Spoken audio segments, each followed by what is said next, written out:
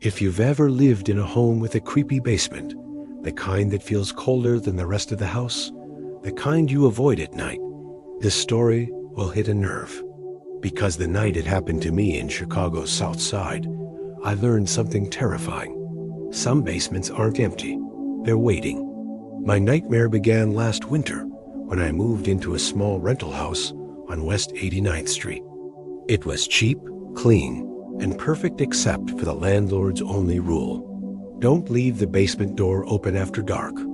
He said it too casually, like he was repeating a guideline he didn't want to explain. I laughed it off. I shouldn't have. From the first week, I sensed something was wrong. The basement floor was always freezing, even when the heater was blasting. And every night around 2 a.m., I'd hear soft thumps beneath the floorboards, as if someone was down there, walking slowly from one corner to another. I tried to reason it away. Houses make noise, pipes expand, animals get under foundations. But one night, while sitting alone in the living room, the thumping shifted into a slow, dragging sound, followed by 3 heavy knocks directly under my feet. Knock, knock, knock. I froze. Minutes later, the basement door creaked open on its own. Just a crack. Just enough to see darkness. I walked over and shut it quickly. But the house didn't feel like mine anymore. It felt like I was sharing it. Things got stranger.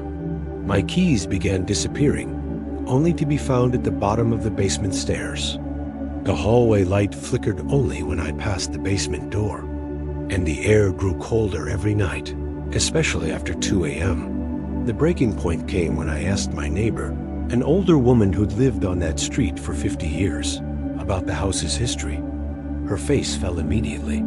"You're in the Donovan place?" she whispered. "You shouldn't be sleeping there." She told me about a man named Joel Donovan who lived in the house 20 years earlier. He struggled with mental illness, but no one knew how bad it was until they found him sitting silently on the basement floor, staring into the corner of the room. When police approached him, he didn't speak. He didn't blink. He just whispered, "It won't let me leave." They later discovered claw marks on the concrete, wall-deep, desperate human marks. Joel was taken away, and the house sat empty for years. My neighbor ended with, "If you hear something at night, don't go down there." Whatever he saw, it's still there.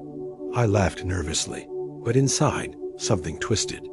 Because the past few nights, I had heard whispers coming from the basement. Not words, just breathy, unintelligible murmurs. Like someone trying to talk through a throat full of dust. I needed answers. I needed sleep. I needed to know what was happening under my own feet. So one night, I set up my phone to record audio and placed it on the basement steps. I locked the basement door and went to bed. At 2:03 a.m., I woke to the sound of the house shaking lightly, but enough for my bed frame to rattle. The basement door was vibrating as if something was pushing from the other side. Then came the whispers, clearer than ever. And this time, they formed words. "Come down." I couldn't move. Terror pinned me to the mattress. Then something even worse happened. The basement door handle began to turn. Softly, slowly, like whoever or whatever was inside didn't want to rush. The door creaked open.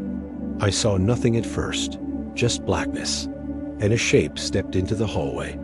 A figure, tall, bent, its limbs too long, its head tilted sideways, as if its neck had snapped but never healed. I forced myself to breathe quietly, praying it wouldn't notice me. But it did. It turned toward my bedroom, and in the dim light, its face came into view: sunken eyes, cracked lips, and skin the color of wet concrete. It whispered, "You heard me." The lights exploded, literally popped. The house plunged into darkness. The figure lunged forward.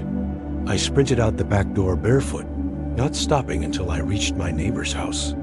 She locked the door, shaking, saying only, "You saw it." The next morning, I returned with the landlord. The basement door was wide open.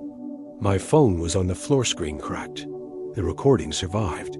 When I played it, my landlord went white. At 2:03 a.m., the audio captured 3 clear knocks, then dragging footsteps, then a whisper not human, not layered, but impossibly deep. Another one. The landlord ended the lease on the spot. I moved out the same day. But here's the part I still can't explain. Last week, a package arrived at my new apartment. No return name. Inside was my old basement key, wrapped in a piece of cracked concrete, and 3 long claw marks scratched across the metal. If you want to listen more real horror stories like this, please like, share, and subscribe. Your support inspires us to collect more real stories and bring them to you.